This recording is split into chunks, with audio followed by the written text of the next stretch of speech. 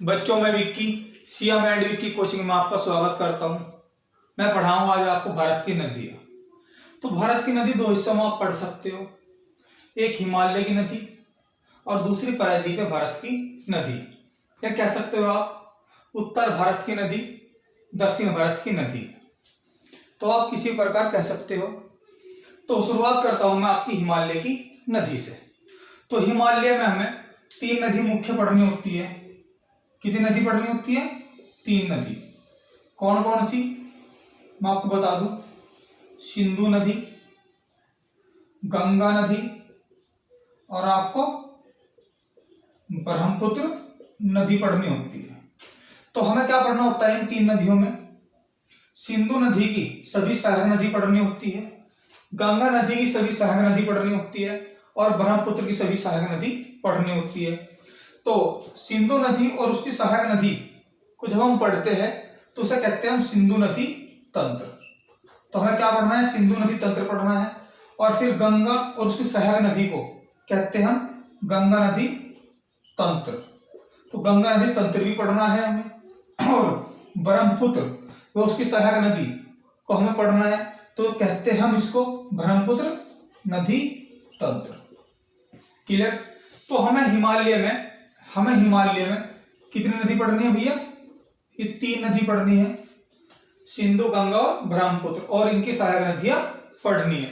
तो मैं जो शुरुआत कर रहा हूं आज आपको पढ़ा रहा हूं सिंधु नदी तंत्र। आप हेडिंग दे सकते हो सिंधु नदी तंत्र। क्लियर? सिंधु नदी तंत्र में हमें कौन कौन सी नदी पढ़नी है आपको बता रहा हूं मैं। झेलम पढ़नी है, सिंधु की सहायक है, चिन्नाव पढ़नी है, रावी पढ़नी है, व्यास पढ़नी है और सतलज पढ़नी है। आपको बाद में बताऊंगा कि अंतरराष्ट्रीय नदी कौन सी है, कौन कौन सी क्या है। तो शुरुआत करते हैं सिंधु नदी तंत्र की। आप हेडिंग दे सकते हो सिंधु नदी तंत्र, सिंधु नदी तंत्र। क्लियर? तो शुरुआत करते हैं। ये जो भारत है, ये भारत का मैंने क्या क्या बनाया है, ये थोड़ा बड़ा बनाया है मैंने जिससे आपको क्लियर समझ में आ जाए। ये लद्दाख बनाया है मैंने, और ये आपका हिमाचल बनाया है मैंने। क्या बनाया है मैंने? ये आपका हिमाचल है। क्लियर? और जो ये आपका ही पंजाब बना है, और इसका नाम है आपका जम्मू कश्मीर। ये आपका क्या भैया? ये आपका जम्मू है। ये क्या है आपका? ये आपका जम्मू है। क्लियर? तो इधर आपके नेपाल पड़ता है और ये आपके भूटान है। क्लियर? तो जो ऊपर है भारत के, ये जो क्षेत्र है, ये चीन का क्षेत्र है। ये चीन है, और चीन का जो ये क्षेत्र है, ये वाला कहलाता है आपका तिब्बत। ये क्या कहलाता है आपका? तिब्बत कहलाता है। क्लियर इस बात को लेकर? तो यहाँ पे एक ग्लेशियर है, उस ग्लेशियर का नाम है चेमा युंगदुंग। Chema युंगदुंग glacier, Chema युंगदुंग glacier. कौन सा ग्लेशियर है? चेमा युंगदुंग ग्लेशियर है। तो यहां से नदी निकलती है सिंधु नदी, और सिंधु नदी जो प्रवेश करती है वो लद्दाख में प्रवेश करती है, और लद्दाख से होते हुए पाकिस्तान में प्रवेश करती है। इधर क्या है भैया आपका? इधर आपका पाकिस्तान है। इधर क्या है आपका? मैं लिख रहा हूं, इधर क्या है आपका? इधर ये पाकिस्तान है, इधर लिख रहा हूं। ये क्या है? इधर पाकिस्तान है। तो नदी कौन सी है? इस नदी का नाम है सिंधु नदी। इस नदी का नाम क्या है? सिंधु नदी है। और इधर क्या है नीचे भैया? आपके अरब सागर है। इधर क्या है? आपके अरब सागर है। क्लियर इस बात को लेकर? तो सिंधु नदी चेमा युंगदुंग ग्लेशियर से निकलती है। क्लियर? और फिर ये लद्दाख में प्रवेश करती है। लद्दाख में प्रवेश करने के बाद ये फिर आपके पाकिस्तान में प्रवेश करती है, और पाकिस्तान से प्रवेश करने के बाद नीचे अरब सागर पड़ता है, उसमें जाकर गिरती है। क्लियर इस बात को लेकर? एस्चुरी का निर्माण करती है। तो आपको बता दूं, ऊपर तीन पर्वत श्रेणी पड़ती है। काराकोरम है, ये केस है, काराकोरम है, ये लद्दाख है, और ये आपकी जास्कर है। जास्कर श्रेणी का कुछ हिस्सा हल्का सा यहां पे भी है। ये कौन सी है भैया आपके, ये जास्कर श्रेणी है। क्लियर। तो काराकोरम होगी, लद्दाख होगी और ये जास्कर होगी।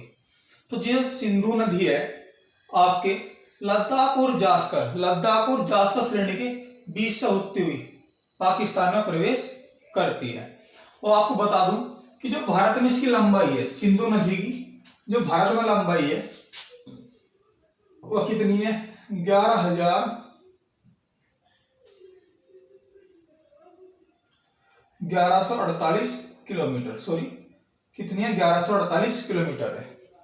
यानी जो भारत में बहती है यहां से लेके यहां तक, तो इसकी लंबाई कितनी है, 11,048 किलोमीटर लंबाई। अगर आपसे क्वेश्चन पूछ ले कि सिंधु नदी की भारत में लंबाई कितनी है, केवल भारत में लंबाई कितनी है, तो 1148 किलोमीटर है।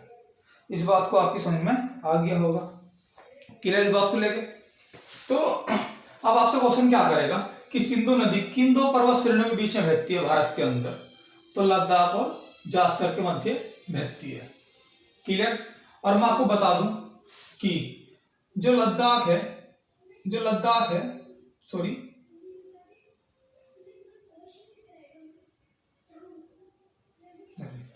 क्लियर इस बात को लेकर। तो मैं आपको जरा बता दूं कि जास्कर श्रेणी से एक नदी निकलती है। कौन सी नदी निकलती है, जास्कर नदी। कौन सी निकलती है यहां पे, जास्कर नदी। तो जास्कर नदी जास्कर पर्वत श्रेणी से निकलती है और कहां मिल जाती है, सिंधु नदी में। किस ओर से, तो ये मिलती है भैया बाईं ओर से। क्योंकि देखो दाएं इधर हो गया नदी का और बायां इधर हो गया। तो जो जास्कर पर्वत श्रेणी है, ये कौन सी भी जास्कर पर्वत श्रेणी है, ये काराकोरम है, ये लद्दाख पर्वत श्रेणी है और ये जास्कर है। तो मैं आपको बता दूं कि जास्कर पर्वत श्रेणी से जास्कर नदी निकलती है और जिधर वो नदी बह रही है उसी दिशा में जाकर बाईं ओर से मिल जाती है। क्लियर इस बात को लेगा। और मैं आपको बता दूं एक सुरु नदी है। तो एक सुरु नदी जो आती है वो ऐसे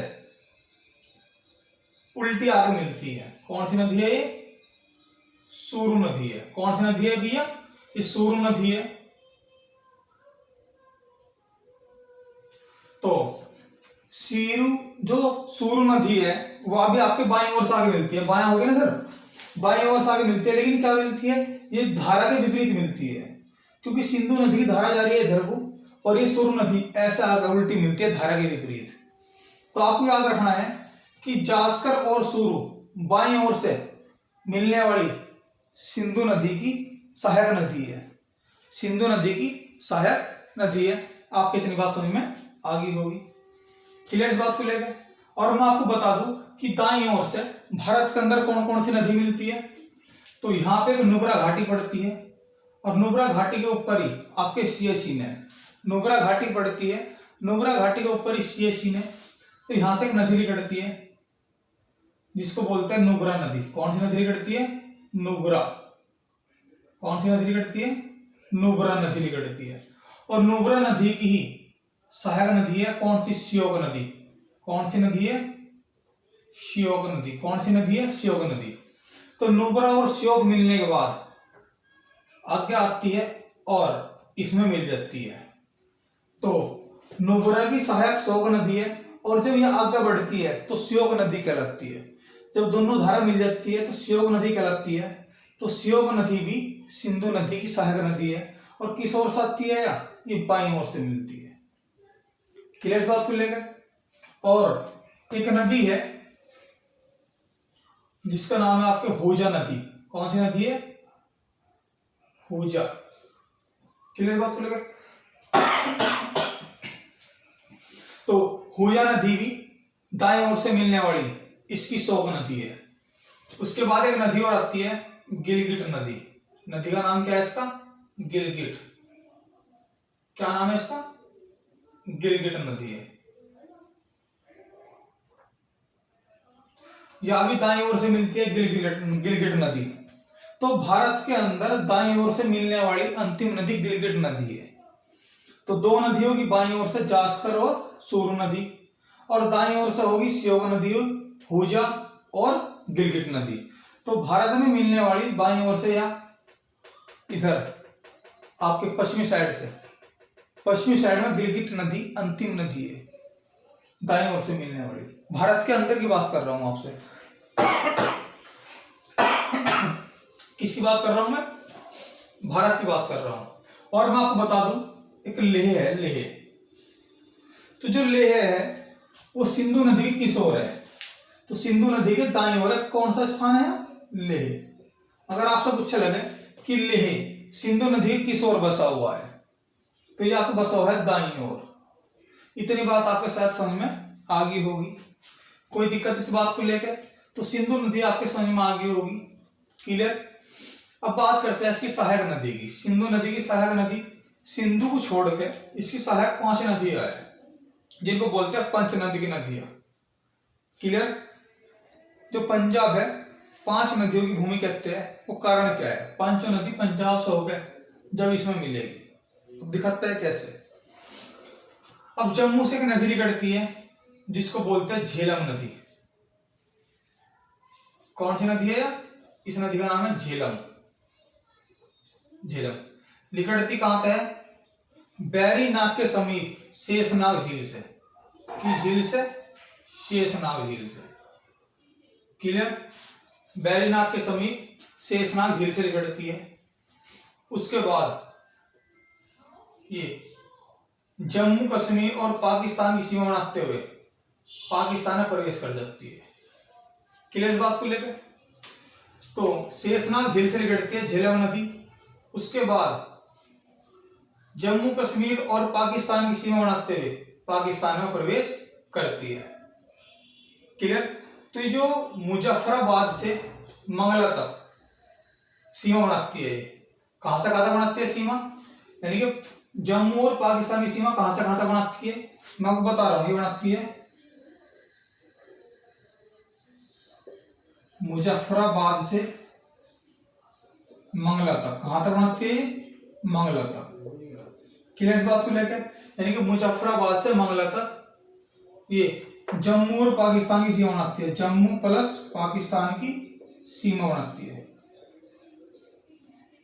उसके बाद ये पाकिस्तान में प्रवेश कर जाती है, क्लियर इस बात को लेकर। कौन सी नदी की बात कर रहा हूं मैं झेलम की बात कर रहा हूं। झेलम निकलती कहां से? ये आपके निकलती है आपके शेषनाग झील से। किस झील से? शेषनाग झील से, ठीक है। और फिर ये मुजफ्फराबाद से मंगला तक जम्मू पाकिस्तान की सीमा बनाती है, फिर पाकिस्तान में प्रवेश करती है। और मैं बता दूं कि झेलम नदी भी क्या है? ये आपका श्रीनगर शहर है। कौन सा है? श्रीनगर है, क्लियर। और आपको बता दूं कि झेलम नदी वुलर झील से हो जाती है। किस झील से जाती है भैया? वुलर झील से जाती है। किस झील से? वुलर झील से होकर, वुलर झील से होकर जाती है, क्लियर है। और जो वुलर झील है, वुलर झील को ही क्या बोलते हैं? गोपुर झील। क्या बोलते हैं इसको? गोपुर झील। ये क्वेश्चन कई बार आया है कि भारत के अंदर कौन सी झील है? गोपुर झील। तो ये वुलर झील है। और ये झेलम नदी है, ये कैसी नदी है? विसर्पण करने वाली नदी है। कौन सी है? विसर्पण करने वाली नदी, विसर्पण करने वाली नदी है। तो बताता हूं मैं कि वुलर झील से हो जाती है और विसर्पण करती है, कैसे? ये सब इस क्वेश्चन का आंसर है। मैं आपको बता दूं, देखो, जब ये शेषनाग से झील से निकलती है तो ये समतल भूमि है। अब समतल भूमि है तो ऐसे चलती है यार, बहुत धीमे धीमे ऐसे में, क्लियर। और मैं आपको बता दूं कि ये गोपुर झील का निर्माण कैसे करती है। अगर कोई नदी ऐसे जा रही है, ये विसर्पण करती है ऐसे। उसके बाद क्या होता है, जब झील में बरसात के समय पानी ज्यादा हो जाता है तो इसका भाव ज्यादा तेज हो जाता है। जब भाव तेज हो जाएगा तो ये मट्टी ऐसे काटनी शुरू करेगी, ऐसे मट्टी काटती रहेगी ऐसे तेज तेज चलती रहेगी। तो कभी ना कभी क्या हो जाएगी कि पानी के भाव के हिसाब से तेज हो जाएगी, तेज। पहले तो चल रही थी ऐसे, विसर्पण कर रही थी, उसके बाद जब पानी का भाव तेज होगा सीधी चलना शुरू हो जाएगी ऐसे, मट्टी काट काट के ये सीधी हो जाएगी। तो जो ये क्षेत्र जलमग्न हो जाए है, इसको बोलते हैं गोखुर झील। इसको क्या बोलते हैं? गोखुर झील। तो जो वुलर झील है ये भी गोखुर झील का ही उदाहरण है। वुलर झील भी गोखुर झील का ही उदाहरण है। इस बात का भी आप ध्यान रखोगे कि कौन सी नदी विसर्पण करती है। तो विसर्पण करने वाली नदी कौन सी होगी? आपकी झेलम नदी होगी। और श्रीनगर किस पे बसा है? झेलम पे बसा है। क्लियर है? निकटती किससे है? शेषनाग झील से। वुलर झील से कौन जाती है? आपके झेलम जाती है। क्लियर है? और मैं आपको बता दूं श्रीनगर तो शहर हो ही गया। आपसे क्वेश्चन क्या कर सकता है और वो कि झेलम नदी में जो परियोजना है वह कौन कौन सी है? क्लियर है? किशन गंगा है। कौन कौन सी है? किशन गंगा परियोजना है और तुलबुल ये क्वेश्चन कई बार आया हुआ है कि किशन गंगा परियोजना और तुलबुल परियोजना किस नदी पे है? आपके झेलम नदी पे है। इतनी बात आपके समझ में आ गई होगी। और जो पाकिस्तान और जम्मू की सीमा बनाती है तो कहां से कहां तक बनाती है? मुजफ्फराबाद से मंगला तक। आपकी झेलम नदी शायद समझ में आ गई होगी। तो वुलर झील अगर बताऊं आपको, भारत की सबसे मीठे और ताजा पानी झील है। भारत की सबसे मीठे व ताजे पानी की झील है। ताजे पानी क्या है? ये झील है। आपकी बात समझ में आ गई होगी। झेलम नदी की मैंने सारी बात आपको बता दी। क्लियर है? तो किस झील से होकर जाती है? वुलर झील से होकर जाती है। वुलर झील किसका उदाहरण है? गोखुर झील का उदाहरण है। कौन सी नदी विसर्पण करती है? तो आपका आंसर होगा झेलम नदी। क्लियर है? और कौन सी नदी है जो जम्मू कश्मीर से निकलती है, सिंधु की सहायक, वो आपके झेलम है। आपकी बात समझ में आ गई होगी। उसके बाद यहाँ पे एक हिमाचल के अंदर, ये कौन सा भी आपका हिमाचल है, यहाँ पे एक दर्रा है जिस दर्रे को बोलते हैं बारालाचाला। कौन सा है? बारालाचाला दर्रा है। बारालाचाला दर्रा है। तो यहां से दो धाराएं निकलती है, एक का नाम है चंद्र और एक का नाम है भागा। कौन कौन सी है? चंद्र और भागा।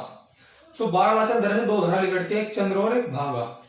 और उसके बाद ये तांडी नामक स्थान पे आपस में मिल जाती है। किस स्थान में मिलती है? ये किस स्थान में मिलती है? मैं लिख रहा हूं ये तांडी नामक स्थान में मिलती है, हिमाचल में ही।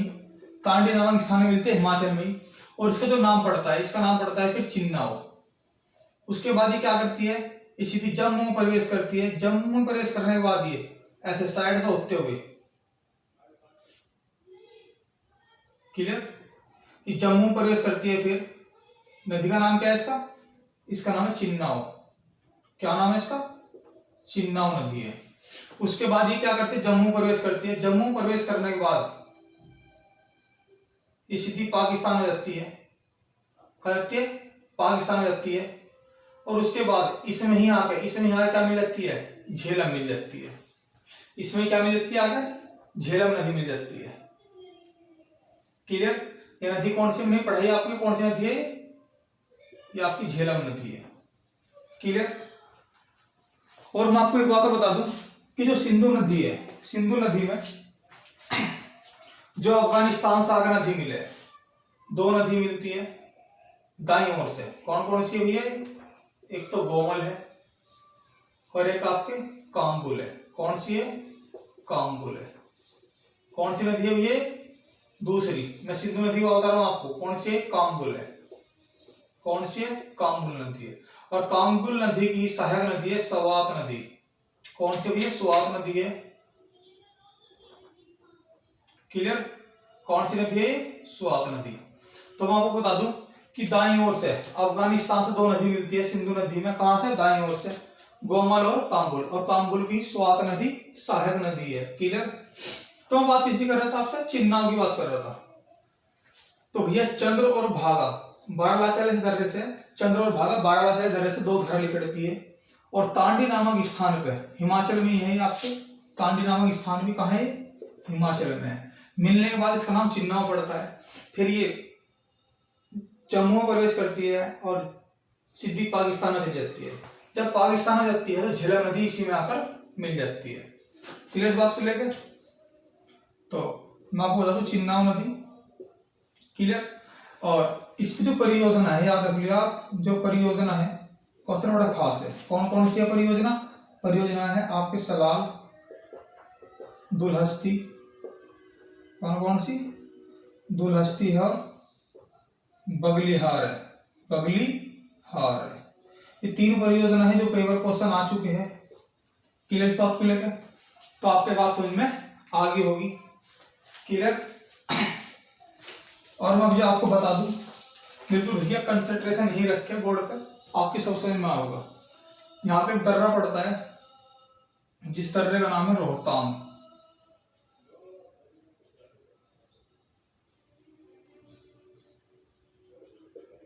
कौन सा दर्रा है भैया, रोहतांग दर्रा है। यहां से आपके एक रावी नदी निकलती है। कौन सी नदी निकलती है, रावी नदी निकलती है।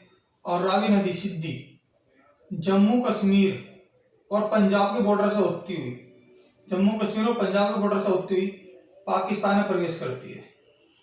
किससे प्रवेश करती है, पाकिस्तान में प्रवेश करती है।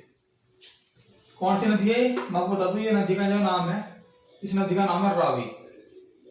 तो रावी नदी रोहतांग दर्रे से निकलती है हिमाचल से। उसके बाद क्या होता है, ये जम्मू है और ये पंजाब है, ये जम्मू है पंजाब है। तो जम्मू पंजाब की बाउंड्री बनाते हुए ये पाकिस्तान में प्रवेश करती है। और पाकिस्तान में प्रवेश करके किस नदी मिल जाती है, ये चिन्नाव नदी मिल जाती है। किस नदी मिलती है, ये भैया आपको चिन्नाव नदी है।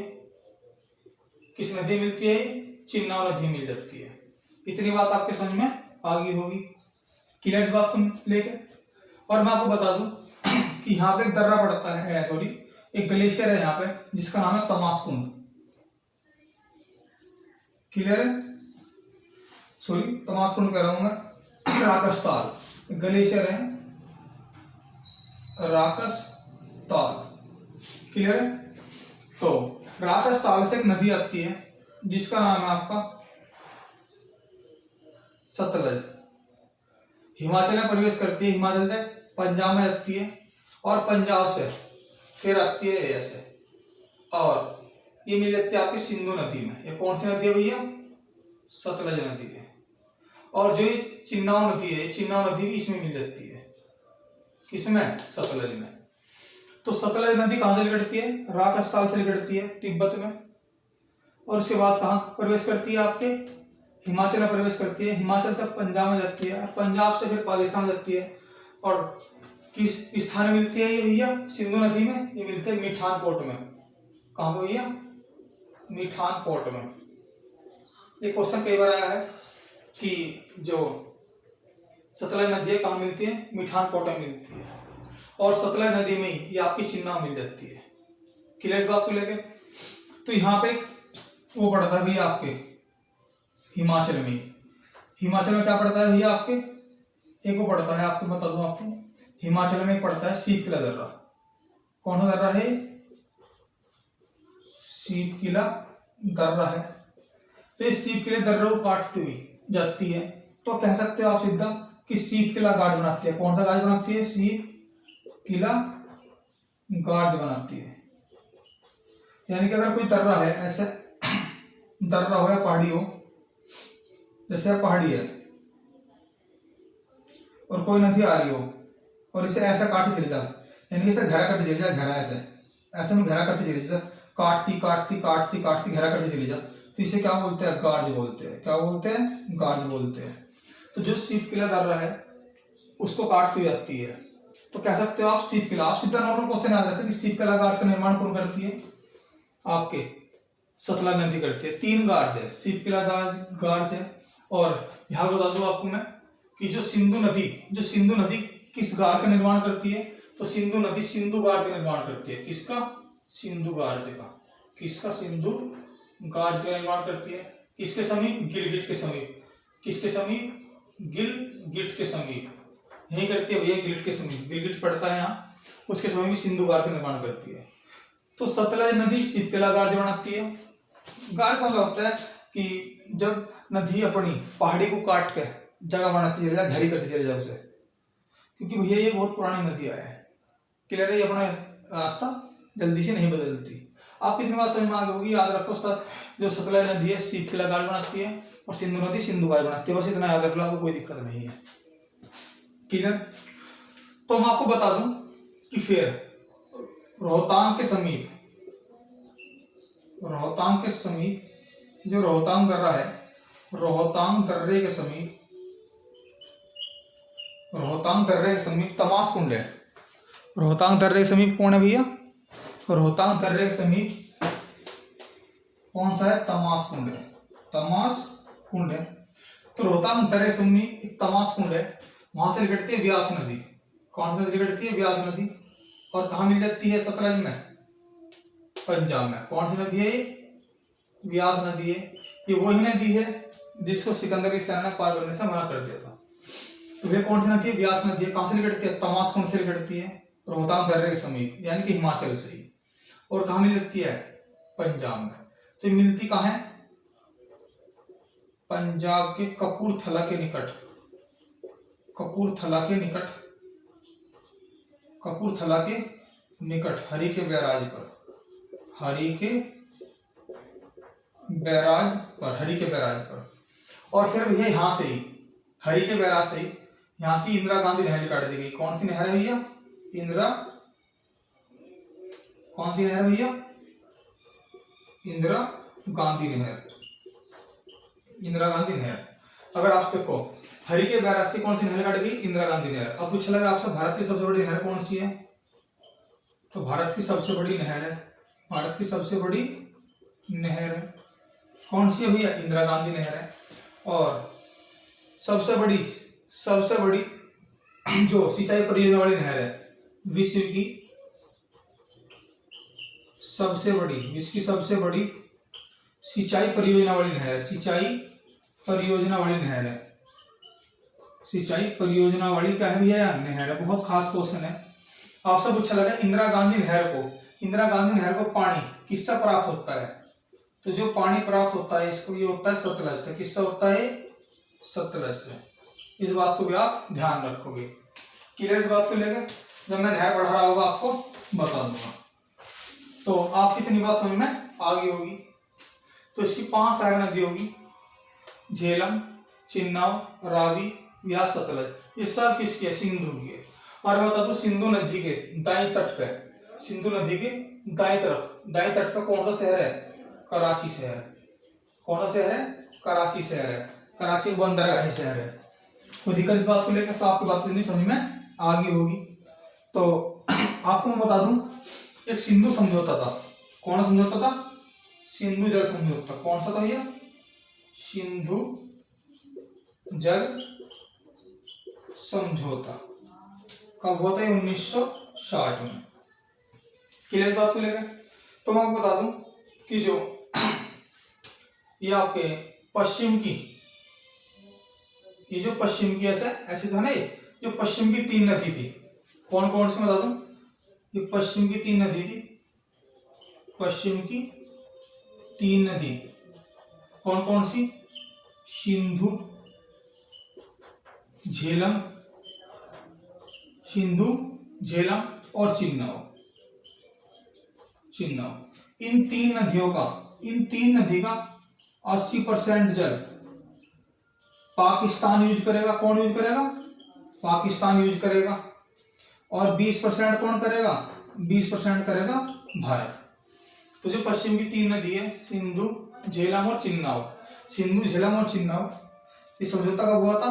1960 में हुआ था समझौता, 1960 में। तो इन 3 नदियों का 80% जल तो पाकिस्तान यूज करेगा और 20% करेगा भारत। और जो पूर्वी 3 नदी है, कौन कौन सी हुई है? रावी, व्यास, सतलज। अब देखो ध्यान, पूर्वी 3 नदी कौन कौन सी है? पूर्व की 3 नदी, कौन कौन सी है? व्यास, रावी और सतलज। क्लियर? तो इन तीन नदी का 80% पानी, 80% पानी भारत यूज करेगा। कौन करेगा भैया? भारत यूज करेगा। क्लियर है? और 20% करेगा पाकिस्तान यूज, पाकिस्तान यूज करेगा। तो ये सिंधु समझौता था। इस बात को भी आप ध्यान रखोगे। अगर बच्चों वीडियो अच्छी लगी हो तो सभी बच्चे शेयर करेंगे, लाइक करेंगे और कमेंट करेंगे। मुझे बताओगे वीडियो कैसी लगी। इतनी बात आपकी समझ में आ गई होगी। तो जिस प्रकार बताया है मैंने आप लिख सकते हो। क्लियर है?